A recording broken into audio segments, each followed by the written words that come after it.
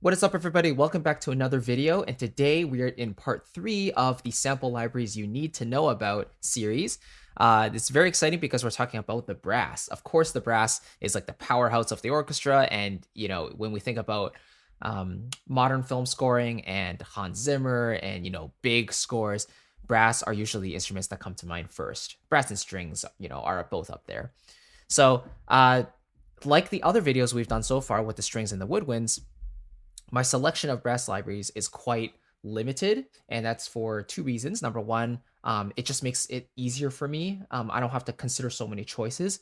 And number two, it's just I'm happy with the ones I have. Like they are very good workhorse libraries and they cover a lot of ground. So for me personally, I have no need to expend more money to purchase libraries that I might not even use in the future because I've already grown to love and use certain libraries. In that way. So let's get into it. The first one that is a standout and just a classic library, and this was created 9 years ago at this point, I believe, is CineBrass CORE.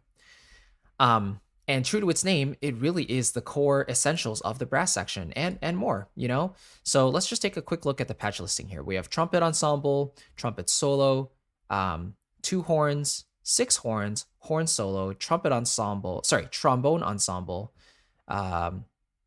tuba and bass trombone, trombasso and bass trombone, trumpet ensemble effects, horn ensemble rips, low brass pads, full ensembles, and yeah, that's pretty much it there.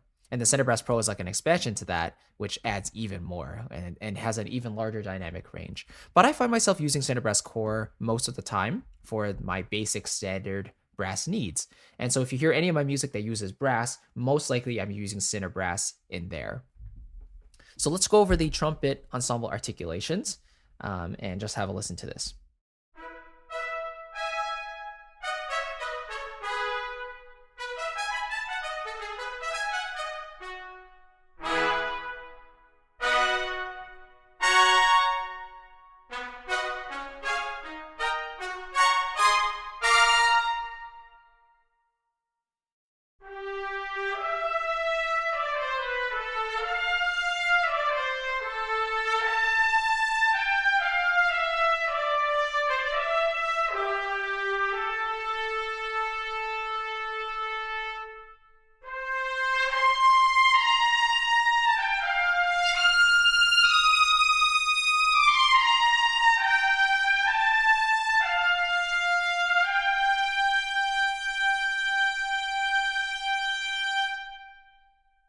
So I believe it's 3 trumpets playing together. A very bright and open sound in the Sony scoring stage, just beautiful. And of course, the articulations patches contain not only the short notes, but also legato by activating the sustain pedal, which is really cool.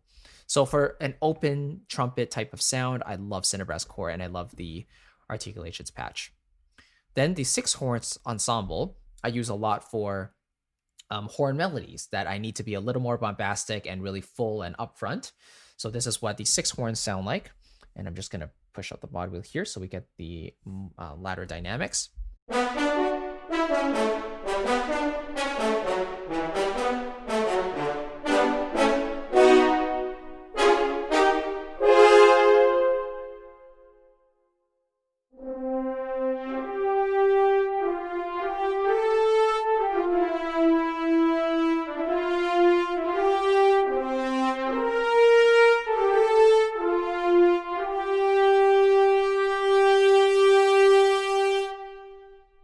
So you might personally find the legato a little bit slow. So what I do is I push up the speed, turn down the intensity, and it helps a little bit there.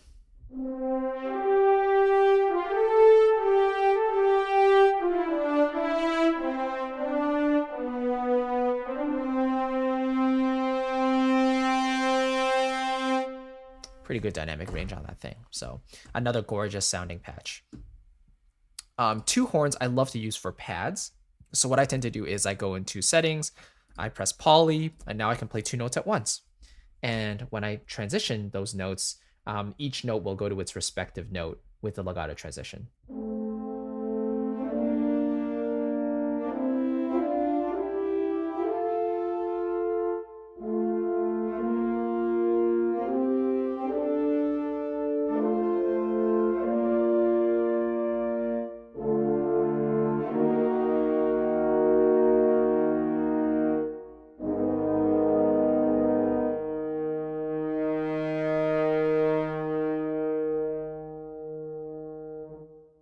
Okay. Now the horn solo true legato. So each of these true legato instruments is basically recorded from like a piano to like an MF dynamic. So if you really want the full dynamic range of the solo instruments, you'd be better off going with the Pro expansion library. Well, not really an expansion, but you know, it's a separate library, but they basically ask the composer community what else they would like to see in the brass section. So CineBrass Pro is a result of that. Anyway, I love using this instrument, and this is the main horn I used in Tranquility, my newest piece. So if you just have a listen to the first section, you hear the solo horn. This is that horn.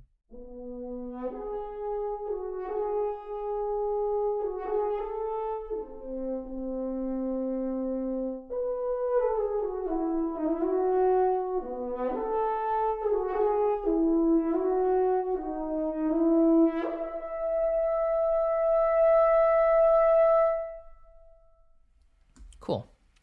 All right, moving on to the second library, which is Cinematic Studio Brass from Cinematic Studios. And this library I particularly enjoy using for its super smooth legato. Like it really, really feels like a real performance, and it really is very seamless. The only reason I would use CineBrass over Cinematic Studio Brass is because I just like the sound of CineBrass better. It's a little more open and bright, whereas Cinematic Studio Brass is a little bit darker. It has a slightly more muted sound, just a little bit. So sometimes when I'm just looking for that instant Hollywood sound, I'll go for CineBrass. But if I'm going for maybe a more exposed solo line that I want a little bit more romantic, and it's more of a darker mood, then CSB is the one I'm going to turn to. So here's the solo trumpet.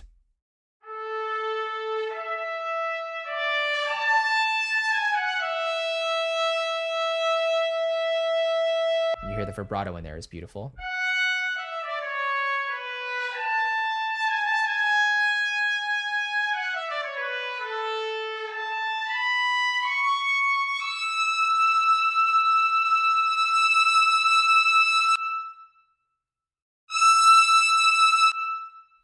So that cuts off a bit early there. Yeah, so you just want to be careful with those tails. I think they...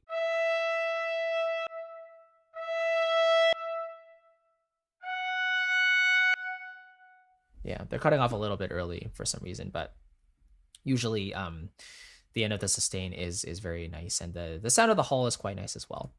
Let's hear a few of the staccatos.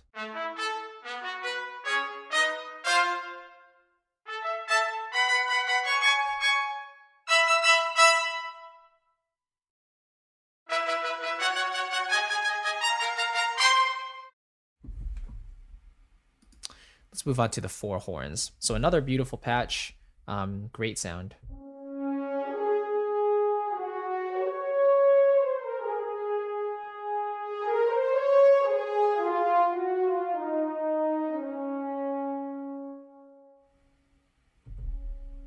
So this is like the PP layer, and if I go all the way to the top, nice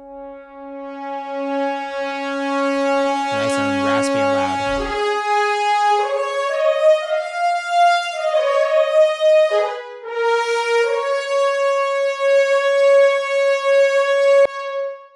And this is one of the things that Alex at Cinematic Studios prides himself on for this library is the range of dynamics, because I think they recorded 4 or 5 dynamic layers for this library, and you can really hear how expressive those layers are.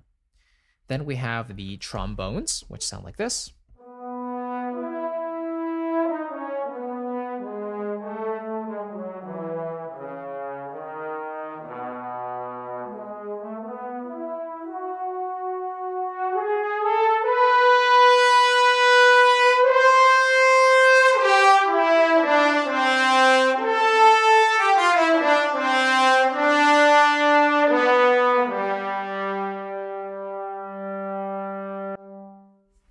Let's hear these staccatos.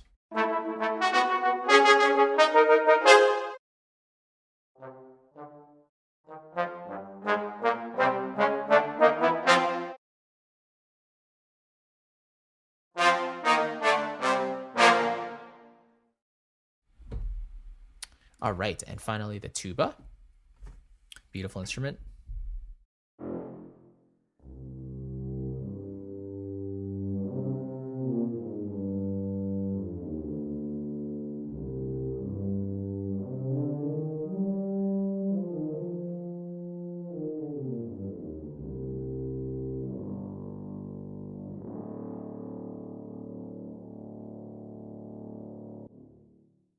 So all of the instruments have a beautiful sound. The recording quality is amazing.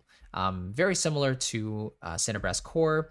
Larger dynamic range, slightly darker sound, and yeah, just a little more gelled and smooth. So a different signature. And finally, Berlin Brass is the last library I want to show you today. And this is the third go-to library for me when it comes to brass.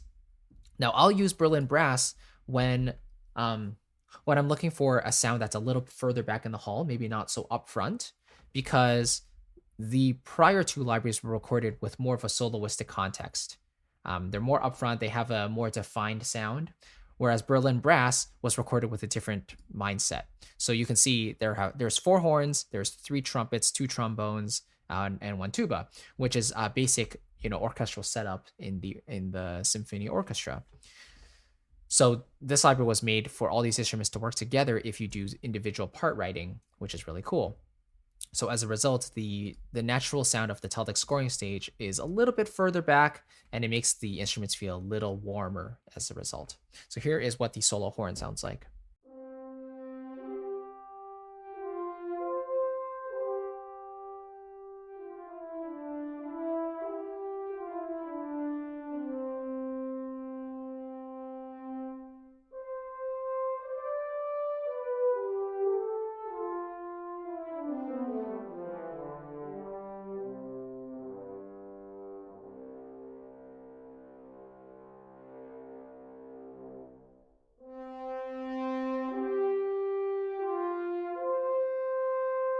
Now I'm at the top of the mod wheel here. So the dynamic is about MP, MF at the most. That's one of the downsides to Berlin Brass, the core library, is that the dynamic doesn't really go to the forte fortissimo range. So it's suited to more quiet styles of music. Here is the trumpet ensemble.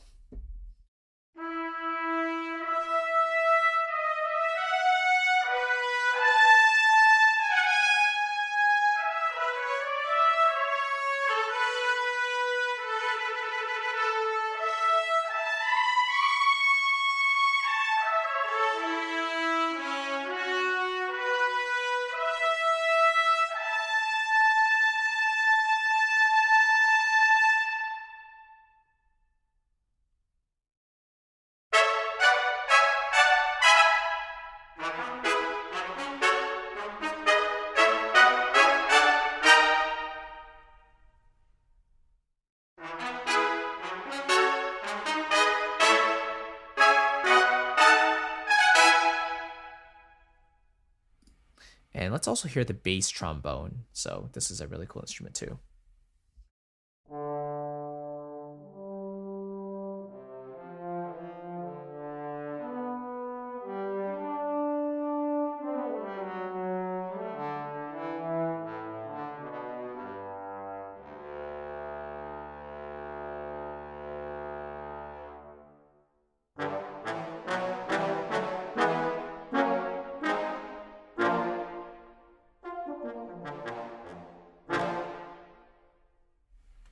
All right, so that is basically an overview of the 3 brass libraries that I use the most. You might be asking, well, haven't you tried other brass libraries? What about Junkie XL brass? What about Spitfire's brass? All of those. And my answer is always, I went with these companies first because I really enjoyed their sound signature. I really enjoyed their workflow, but mainly the tone, right? And the way it sounds and the way I envisioned how the brass instruments would fit within my music. I've been very happy with the results so far. So I haven't seen a need to purchase other libraries. That it's as simple as that. So gas and FOMO are such a real thing, especially in the sample library community. Gear acquisition syndrome and fear of missing out. Whenever we see a sale, we're always like, oh, I got to jump on that. But we never really ask ourselves, are we really going to use it, and is it really going to make our music better? Because if you can answer that question very clearly, then you know the answer of whether you need a library or not. But for me, I really only use these 3 libraries. I use CineBrass the most because for me, it has the perfect sound that I really go for in my music, that Hollywood open Disney type of sound. Cinematic Studio Brass gives me that silky smooth buttery legato that I really need when I'm writing exposed solo lines, and the ensembles are nothing to laugh at either. And finally, Berlin brass has that more warm and um, I don't know how to put it, like an ambient sound that is just so gorgeous, and you can really hear how that brass resonates in the hall beautifully. So all three of libraries are very, very good. They do very different things, but CineBrass and CineBrass Studio Brass are on the more affordable side, between $300-$400 each, and Berlin brass is more like 600 or 700 euros. So that adds up to more $800-$900 US or Canadian. So anyway, that is an overview of my favorite sample libraries for brass. If you're interested in seeing how my other or what my other recommendations are for different sample sections of the orchestra, like the strings and woodwinds and percussion, and seeing how I work them all together, what I like about them, the pros and the cons, and all of that, then feel free to download my sample library buyer's guide in the description box below. It's absolutely free, and it will definitely help you with your next purchase, whether you're looking for an individual brass library, or maybe a piano library or a jazz library. I've added all those things in there just to make the process a little more streamlined for you to look at. Hopefully you enjoy that, and I'd love to hear what you think about it. Also, I'd love to hear what brass libraries you personally use. Is it CineBrass? Is it CSB? Is it a Spitfire library or East West, or all of those? Let me know why you choose those libraries, what you like about them, do you like the workflow, etc. And I'd love to start a discussion with you in the comments below. So thank you so much for watching again. I'll catch you in the last video where we're going to talk about percussion. And surprise, surprise, I don't have very many percussion libraries, but the ones I do use, I use a lot. So anyway, I'll see you in that video, and take care. Bye-bye.